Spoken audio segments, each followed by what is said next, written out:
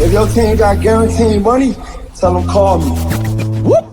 Make me say, my. I done been around the world. Yeah, I was made for this. Player Performance with J.A. Cavalier.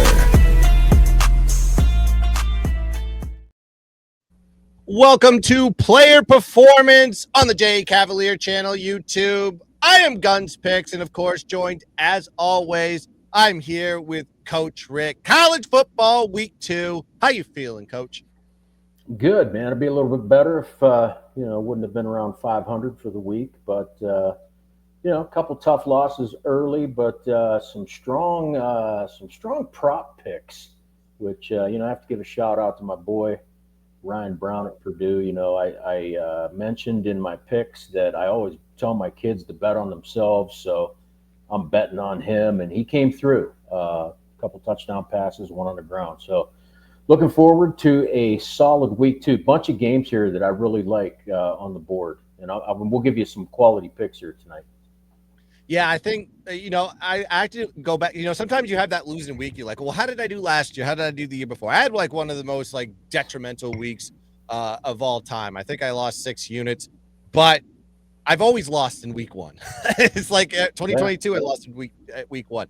It's always kind of not been. I guess I would call it, favorable for the handicappers out there. I get better as the weeks go along, so stick with us. We'll get you to the promised land. We'll get you to the cash. And we have an electric board, a lot of great picks. Even though it's not as an exciting top 25 matchups, those are not necessarily the best ones to bet anyways. We got the ones that'll pay the bills. We'll give you some extra ones along the way. But enough of this. Without further ado, Player Performance College Football Edition Week 2 starts now. And we're going to go to the first pick on the board. We're going to go to a battle of farmland and wheat and corn and cows and cattle and all the produce in the world. It is Iowa. It's Iowa State, a tale as old as time. They always meet in week 2. And this would be week 2. Week 3 for Iowa State.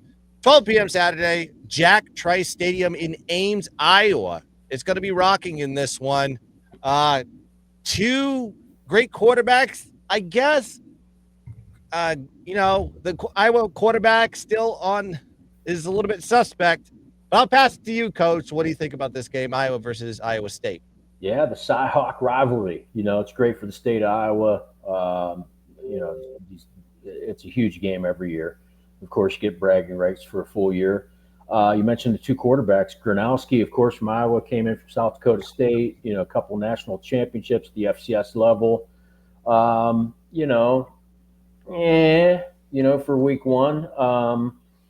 He missed. I watched the first part of the game. He missed early. They drove down.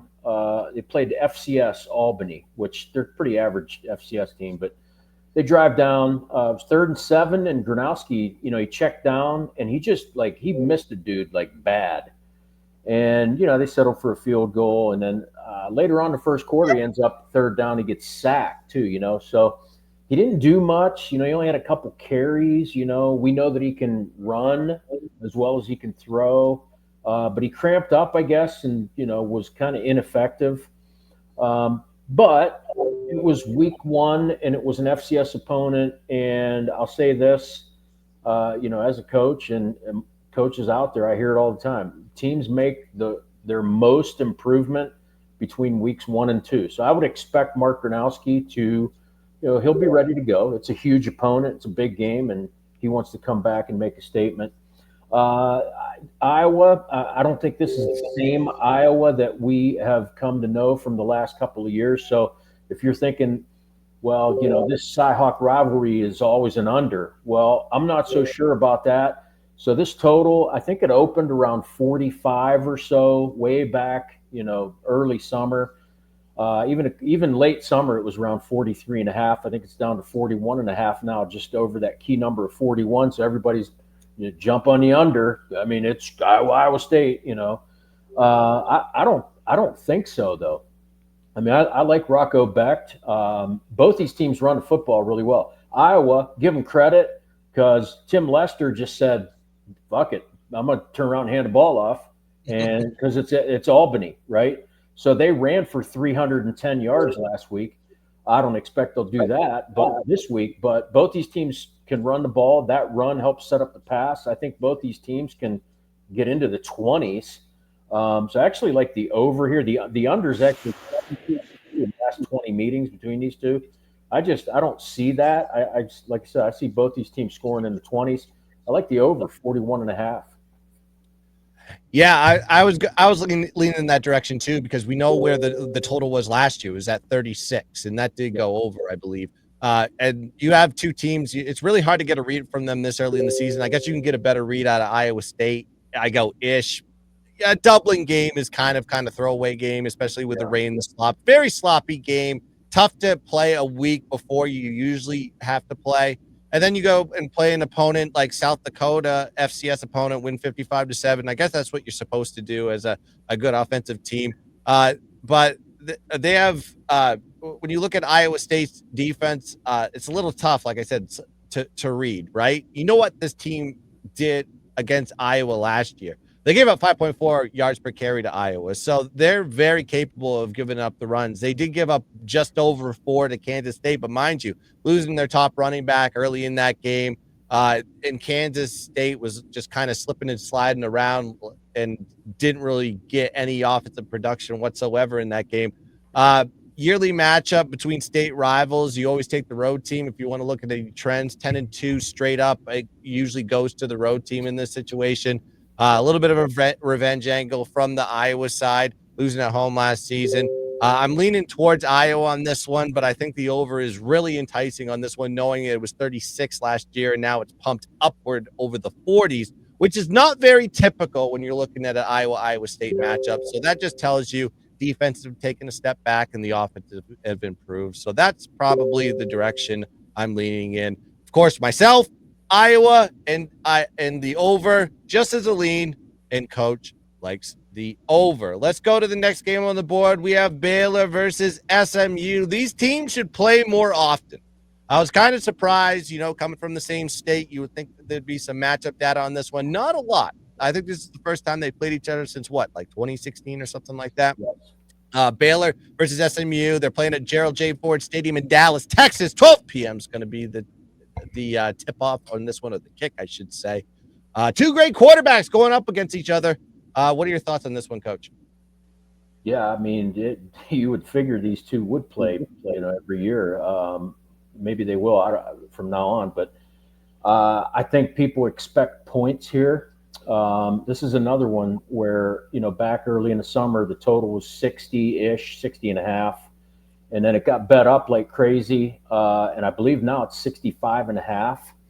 And it makes sense. I mean, these are two offenses that, number one, they're both up tempo. So if you know anything about, both coordinators, like both these guys love to play fast.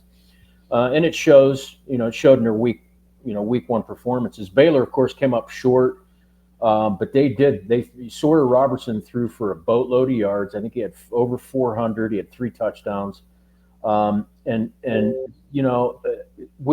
on Auburn. I think you were too, and I did. I liked Auburn to beat them in week one. But Baylor they drove down inside Auburn's 10, I believe, twice and came away with no points. So plus they gave up a special teams touchdown. So it's not like ho hum, the season's over for Baylor. But they really need a win here, and it's going to be tough to get against an SMU team. You mentioned the quarterbacks, Kevin Jennings. I mean, he had a great day first time out, 260, 2 touchdowns. The defense for SMU came through, scored twice. They had 2 pick sixes. They had a special teams touchdown as well. I just don't – again, this is another situation where, the public says, hey, I mean, both these teams can score. Look at the QBs. They're going to play fast, 22 to 24 seconds between plays, blah, blah, blah. Public's pounding the over, blah, blah, blah. I don't think they get there. I actually like the under at 65.5. I think the defenses come through. Again, I go back to that week 1 to week 2 thing. I know Baylor gave up, some points to Auburn, but they let Auburn run for freaking 300 and some yards too, which I don't think they'll do that with SMU. I think they'll play better in week 2. We talked about conference previews. Dave Aranda's a defensive guy. I think he'll correct some things. I don't think they'll be perfect, but I think they'll be better than they were against Auburn. And SMU, actually, SMU's defense lost a ton of dudes, but they replaced them. I think they've got some talent over there as well. So I actually like the under 65.5.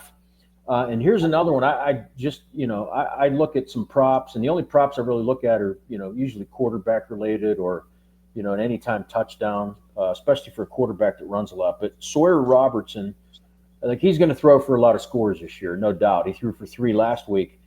But if you look, he is projected to not throw 3 this week. The under 2.5 on his touchdown prop is minus 194. Wow. Which is, so I looked at that and I'm thinking, okay, well, they don't expect him to score. And, I don't see the points. I don't see them getting to 66. Not this time. Yeah, I'm gonna put the hat on here. I think Baylor bounces back. That's kind of where I'm kind of predicating this on, and it's more of a lean on this one. Have I made it an official yet? Absolutely not. But I'm going in that direction as I'm dissecting this game a little bit more. Of course, Baylor coming off that loss that we capped correctly with Auburn. They did win the yardage battle in that one, plus 68 net yards in that one. So a lot of that win was basically Jackson Arnold for Auburn, just kind of scrambling around, extending the field, and then he was just creating yards on his own. I think he had 137 yards rushing on this one. You're not really going to get that out of Kevin Jennings. Kevin Jennings had like a 350 rushing yards last season, roughly. So he wasn't the main source of running the ball up and down the field. He would rather kind of be a pro-style passer, but he can extend the play if you need to. His legs are fine, but it's not his first choice. Of course, SMU coming off that win. Eastern Texas A&M is who they played. They only had a plus 49 net yard average in that game. I thought that was kind of low, especially when you win 42-13. Biggest takeaway, like I said, their inability to stop the run, but I think that had to do with the quarterback scrambles in that one with Baylor. The QB, Kevin Jennings, is more of a runner. More of a pocket passer. He wants to pass the ball a little bit more. And don't sleep on the passing of this Baylor offense. They passed the ball a lot in that game, and they were successful of moving the football against Auburn, who, as quite frankly, a great defense. I was very shocked how good they did against that Auburn defense. Don't sleep on them. I don't think Auburn's going to give up a lot of these type of scoring, high yardage to a lot of opponents this year. And I just think with the passing with Baylor, I think that's going to be something that we have to look at in this game. Sawyer Robertson is going to have to rip the ball, get it down the field like he did last week. With SMU's defense, they gave up 244 passing yards to East Texas A&M. So I think there is an ability for Baylor to move the football with the passing game and maybe start to open things up and get some balance in the run, which they couldn't really run the ball last week, and that was kind of a detriment to them, made them a little bit more one-dimensional. But I like Baylor on the road. They usually play good as a short dog, and I think this SMU team, maybe people's memory of them as a college football playoff team. I think Baylor is the spot on this one. Just a lean, but I think Baylor plus the points, a little sprinkle on the money line. Next game on the board. Illinois versus Duke. Is this college basketball? I don't know what it is. No, it's college football. This is going to be actually quite a good game. Duke is on the up and up. Unbeknownst to a lot of people last year, this team was successful, and then Illinois was just as successful, 9-3-1, I believe, ATS last season. But it seems like this is kind of the sweet spot for Duke, playing as a short dog at home. But I'll pass it to you, Coach. What do you think about this one? Yeah, you mentioned hoops. I'll talk about the score in this one too. I like the total here, and I do lean Illinois for one big reason. I think Duke, their offensive line is going to have some trouble with Illinois' front, and I bring that up just because last week both these teams played FCS schools. Illinois had an easy time. They play Western Illinois, which we have a kid that plays there, and they're not very good to begin with, but they just crushed them 52-3. Altmaier, the Illinois quarterback, was on fire. They ran for over 200 yards. The defense was outstanding. I don't think they gave up more than 200 total yards. So they had kind of an easy time, whereas Duke, you look at the final score, they beat Elon 45-17, but this was a 10-10 game at half. Into the fourth quarter, it was 24-17. And not taking anything away from Duke, I don't think they played up to their capabilities, but they had a rough go. And I think they're going to have a rough go with Illinois' front in this game. But, for Duke, it's all about Darian Mensah. And his first game, he was awesome. 27 for 34, 389. He had 3 touchdown passes. I'll talk about his passing TD prop in a minute. And I think they can have some success, and I think they'll score some points on Illinois. Again, I don't know if they'll be perfect. I think they'll have a little bit of trouble with the front at times. On the other side, Illinois' offense, I don't think they get enough credit for how good their offense is. Brett Bielema is a defensive coach. He's a big, old school, run the ball. See, they don't get enough credit. Luke Altmaier, he's going to be I think we talked about Big Ten. Like I said, there's all these QBs in the Big Ten, and nobody knows half of them. And Altmaier's one of them. Kid's good, and he's got some talent around him. So I think that they're gonna have some success against Duke's defense. Manny Diaz, defensive-minded head coach at Duke, they play good defense there, but I think 49.5 as a total. I think it's too low. Duke's offense, I don't know if anybody knows, the offense coordinator there is a guy named Jonathan Brewer, used to be at SMU. He's a QB coach at Miami. Like, they snap the ball, or they try to snap the ball about every 20 seconds. They run a shitload of plays. So they're going to play very fast. And usually what ends up happening in games like that is, the game gets extended and you see a lot more points. So to get to 50, I think that's easy for both these teams. I like the over 49.5. I also like I said, I'd lean towards Illinois -3. I just think, their defense is just a little bit better up front than Duke. And also I like Mensah and his TD prop here at 1.5, right?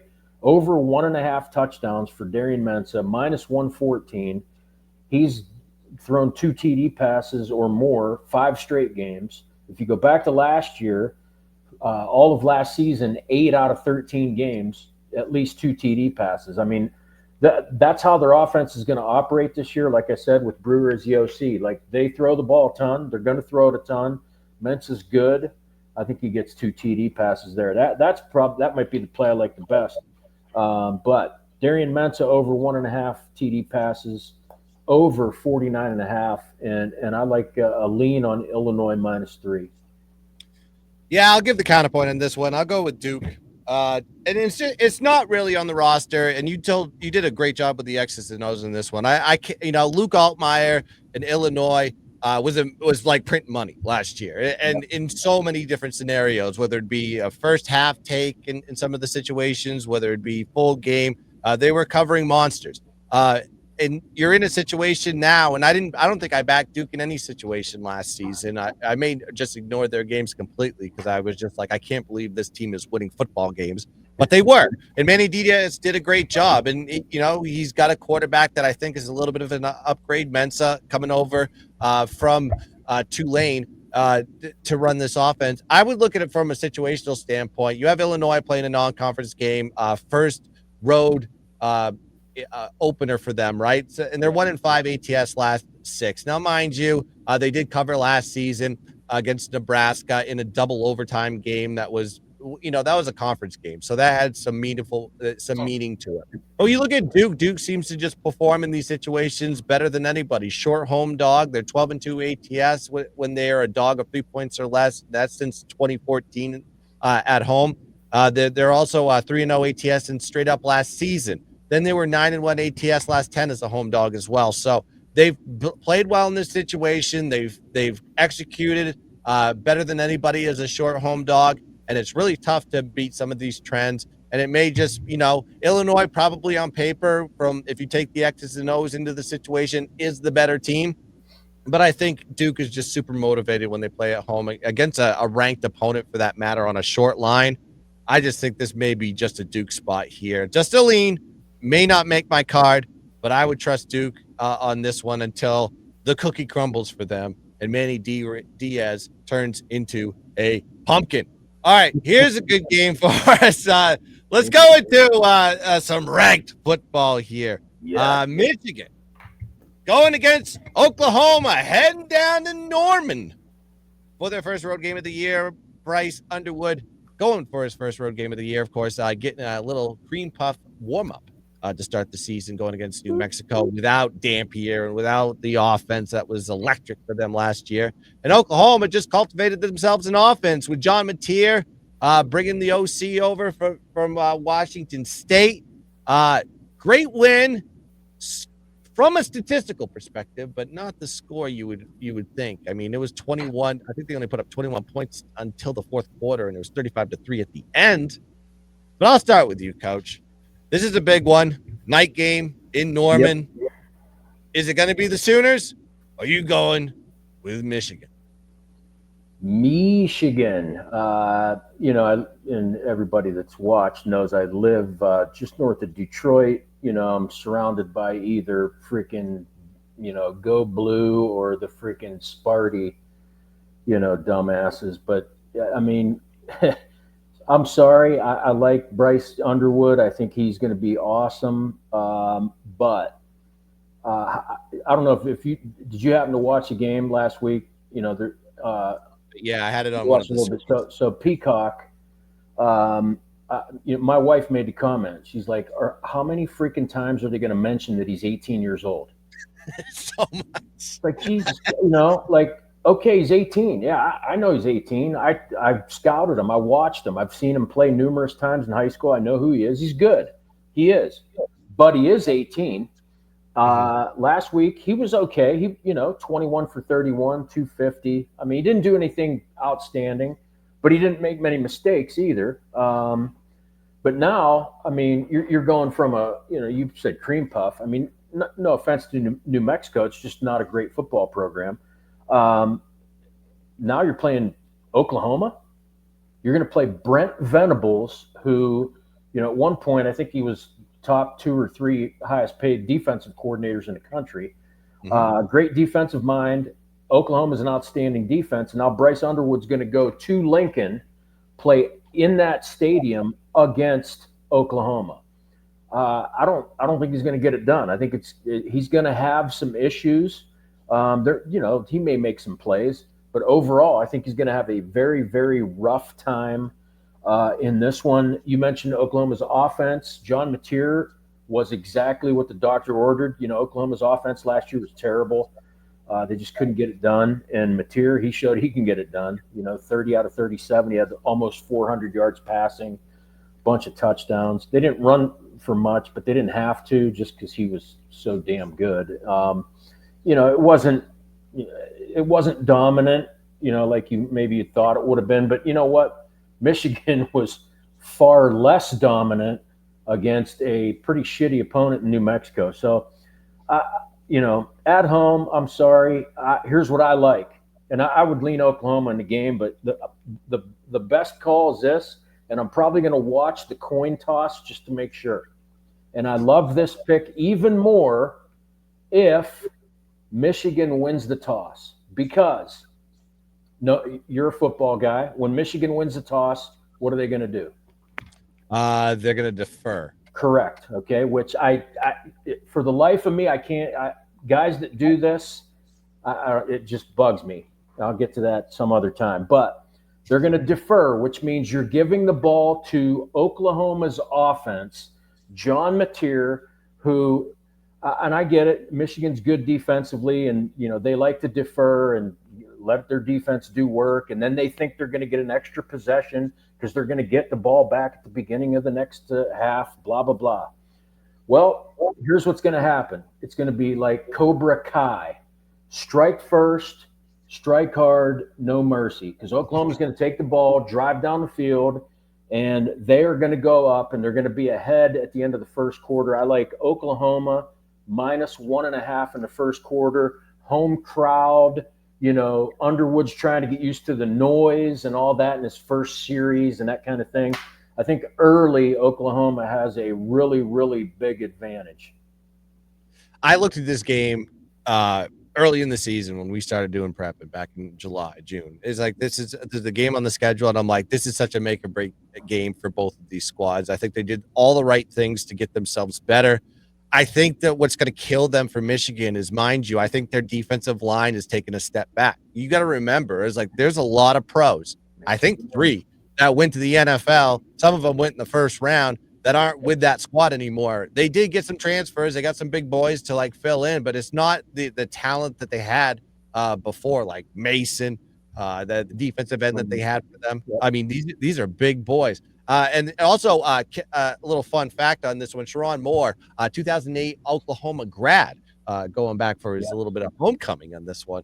So there's maybe a little bit of emotional factor on this one, but I think with this Oklahoma team, the biggest issue for them last year was their offense. They fixed their offense. They get John Mateer. They get an offensive coordinator that can actually operate. We saw just a sample size last week, and I think that's going to come to fruition. And Oklahoma's defense is just going to – it's business as usual. Like you said, Venables, this is what he does. He's a defensive-minded guy. He knows how to operate in these situations against big teams. He's done it forever. And then also look at Michigan. If you go back to last year and how they performed on the road, they performed terrible. -4 point differential on average, -42 net yard average, -2 turnover ratio. They were underperforming every single time they hit the road. And you got to look at the 1-3 straight up on the road last season as well. Their only win on the road was against their rival, the Buckeyes, at the end of the year. Highly emotional game. I just think this is going to be a big spot here for Oklahoma. And the line tells it. When I saw that line, I bumped up to 6.5 at one point. Now it's down to a good, reasonable 5. So if as long as it's under the 7, take the gift. I think Oklahoma is going to get this one in Norman. They rarely lose at Norman, and I think they get it done. I think their only losses at home were last year was twice, both as a dog. It was South Carolina and Tennessee. They were a dog in that game. They're favored here. 10-0 in their last 10 at home is as a favorite. Yeah, there you go. So as long as they're a favorite in Norman, always ride with the Boomer Schooner, Oklahoma. I love that play a lot. All right, we got some more games to get to that we're going to give you. These are outside the top 25. These are the obscure ones. Well, some of them are a little bit obscure, but let's talk with the first one. We'll go with one of Coach's top plays for the show. Let's talk Texas State versus UTSA.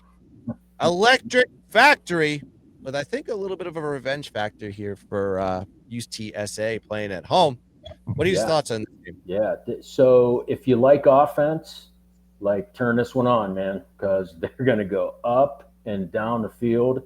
The total set at 66.5, and they might put up 80. I mean, it's neither team really is all that great defensively, but offensively, both these teams are outstanding.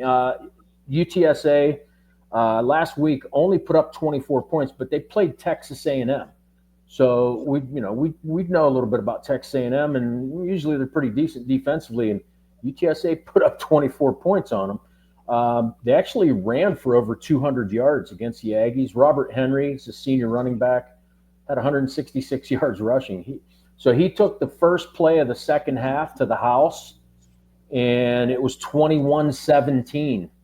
UTSA was down by 4. Of course, Texas A&M is just much better, but UTSA can score. They can run it. They can throw it. They have 10 returning starters on offense. If you know the name McCown, Owen McCown is the son of Josh McCown, who's an NFL quarterback for, 85 years. And, and this kid's good. He's a lefty, but he's good. I don't really like left-handed quarterbacks, but I do like him. Texas State defensively last week, they beat Eastern Michigan. I mean, they scored 50 points, but they gave up 27. Eastern Michigan's right down the road here, Ypsilanti. I know Coach Creighton. He does a great job with the talent that he has, but they're typically not. They're very average. And scoring 27 points, I mean, sometimes that could be a stretch. I don't know how good they'll be. We'll see. But the Texas State defense just gives up just way too much. I think it's going to be a shootout.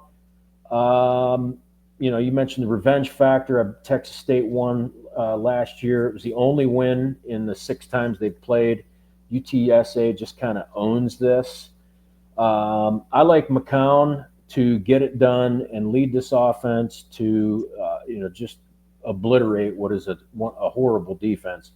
UTSA -4.5, and I kind of like the UTSA team total. And you probably, by the time you see this, it might be priced out, but you can get 34.5 at -140 ish, which isn't bad, not a bad look, because they'll put up 5 touchdowns easy. Yeah, can't talk you off that one. Let's go to the next game right there. Let's go BC against Michigan State. And I got the hat. It is a little off-color, black. And I'm going with Michigan State in this spot. Now, both teams coming off dominating wins last week. Inferior opponents crushing Fordham, and I think Western Michigan for Michigan State. Now, Michigan State really came out hot in the first half and then just pumped the brakes. I think it was one of those bad beats you'd see on Scott Van Pelt with the pick 6 that killed the spread for a lot of people. I think there was a few people that were upset with that one. But the biggest takeaway I could take in that game is BC and their offense will want to beat you in the passing game. They passed for 458 yards in that game, but they only rushed for 97 rushing yards for 2.5 yards per carry, and that was against an inferior opponent. You're going against a Michigan State defense with Jonathan Smith, the head coach, second year in. Last year, they were holding opponents to 207 yards in the passing game and 126 passing yards per game to non-conference opponents. So they've done a very good job against the pass. These two teams did meet last year, and it finished 23-19. 5-point home favorites. BC was in that spot, despite losing the yardage battle by 76 yards. So I dug into the box score in that game. Michigan State was in BC territory 7 times in that game. I think they only had 9 possessions, 4 field goals, 1 touchdown, 2 INTs in that game. Now you're giving Michigan a reverse line at home, making them the favorite. So they go from a 5-point dog on the road. Now they're a 4.5, 5-point favorite in this spot. You can find 4.5s there. So I think this is a high indicator. We're looking at the Sparties here, baby. And I think this Michigan State team is starting to turn around under Jonathan Smith. You saw what he could do at Oregon State, and we're starting to see it come to fruition. I do like Chillis. I think he's starting to grow, and I think this game is going to be a high indicator. I'm not high on BC this year. Give me Michigan State -4.5 as my play. Next game for the coach. We're going with UAB versus the triple option of the Navy midshipmen. Right up the road from Gunstreak Studios. I can go to the game in Annapolis. But, Coach, you have a look on this one. I do. And in my Telegram channel, I believe I put these up. I'll put them up again. But Navy was one of my win totals. And I think it was also you can bet on them to make the AAC championship game, which I think it's Navy. And they could actually win the whole thing. They could be this year's Army in the AAC. They're that good. And you mentioned triple option, and it is a triple option offense. However, this is probably the most unique offense in the country, along with the team that you'll talk about next. But this is a triple option offense that also incorporates the wing T. Last year, before last season, Brian Newberry, head coach at Navy, went out, wanted to do something different, hired a guy by the name of Drew Cronick. He was the head coach at Mercer, which was an FCS school. He's a wing T guy. He runs this hybrid wing T. It is cool. If I ever become a head coach again at any level, I'll run an offense that's similar to that, because it is so hard to prepare for and defend. So with all that said, I think Navy is just going to obliterate UAB, which is an awful defense to begin with. But last week, just to give you an idea how bad, UAB played an FCS school, Alabama State, which, again, nothing against them. They were decent FCS. I think they were 7-5 last year. But Alabama State, Alabama State rushed for over 200 yards and had over 500 total yards against UAB, and UAB won 52-42 in a game that really, could have gone either way. So with Navy running this unique offense, I think they just rip them a new ass. And it all starts with the QB. It's Blake Horvath. He's a veteran. He barely even played last week because he didn't have to. 6 for 7, 66 yards, threw a touchdown pass, ran the ball twice, then went to the bench and ate some hot dogs. The backup kid comes in. Braxton Woodson carries the ball 7 times, rushes for 180 yards, 2 touchdowns. They ran for 468 yards last week. And I would have, if I could have found something, I would have played Navy last week. They played VMI, which is a very shitty FCS school.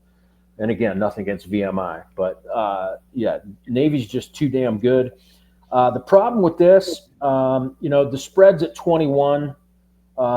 Navy has beaten UAB the last 2 years. They beat them 41-18 last year, 31-6 the year before. And, can they cover 21 here again? Yeah, I think so. I'll lean on that. What I really, really like is Navy's team total, but I like it better in the first half because you can get it at 20.5. Last week, Navy put up 28 in the first half, and they're notorious for starting early. And that usually happens when, you have a pretty terrible defense against this type of offense. Usually, again, if they get the ball first, they're going to jam it down their throat, score, and that just plays with the mindset of the defense. And I think they just run away with it. But I do like Navy first half team total over 20.5. Yeah, you better go grab that now. Whatever we watch this. Yeah, it's probably going to go up. We talked about this backstage, how the team total for the game opened at 27.5, and now it's at 40.5. So give it a very high indication that this is absolute dominance here from the Navy shipment, knowing that this UAB team can't stop it. And if they're going to come out swinging, they're going to come out swinging in the first half. I like that play along with Coach with his best bet. Let's go with another one here. Let's talk about another running offense with the Rice Owls going against Houston Cougars in Houston, Texas. And I'm looking at the total in this one. Now, when you look at Rice now and how their offense is developed, they don't like to pass the ball. They love to run the ball. They ran it 55 times last week, 3.7 yards per carry, and they only passed the ball 9 times total. These two teams have met every year since 2021, and this is the lowest total that we have seen in any of the matchups. If we go back to last year, that was a very low total. That game ended with Houston winning the game 33-7. They were 4.5-point home favorites. Total was 44.5 in that game, so it did stay under. Now you're seeing the total even get lower, and then you see Houston as a double-digit road favorite in that situation. So I do lean towards the Houston side on this one. It just tells me that this is more Houston than anything else. This Rice team is a little bit weak sauce for me. Going against a Houston team that's up and up. I love Willie Fritz. I love what he's doing, but I'm looking at the total to be safe on this one, so there's no chicanery as far as the spread goes. Houston Rice under 39.5 is the way I would play that one. All right, we gave you looks, we gave you peaks, we gave you leans, and we gave you some bets. So I'll pass it to you, Rick, before we close them out. Tell them where they can find you. Tell them what you got going on at Why Lose. Why Lose Coach Rick, Telegram, of course. You can check out my daily blog, of course, on the whylose.com website. It's whylose.com/coach. $49 max bet. I do that. That'll be, a Thursday, a Friday, a Saturday. Every time there's college football, there isn't college this Thursday, but Friday night we'll have a max bet with a couple best bets to go with it. $49 gets you that max bet plus any other plays that I have. If I don't cash the max bet, we're going to give you the rest of the month of all of my picks for free. So you can pick that up. You can purchase the entire college football season. I believe that's up on the website at $2.99 for the season, and I believe that's it. And like I said, every day I've got there's something on the Why Lose blog, and I'm putting up free picks all the time on the Why Lose Coach Telegram. Yep. Same. I'm going to have a couple blogs out today. You can find me at @whylose_guns on Instagram. You can find me on Telegram. Go to the link in Instagram if you want to join up for that. And I'm throwing free picks out there all the time. And also check out the deals that I got with college football, $2.99 for the year. And of course, I'll probably have a day pass out there as well with some guarantees for the college football slate. There's some plays that I've written up for the VIPs that are absolutely delicious. So go check us out.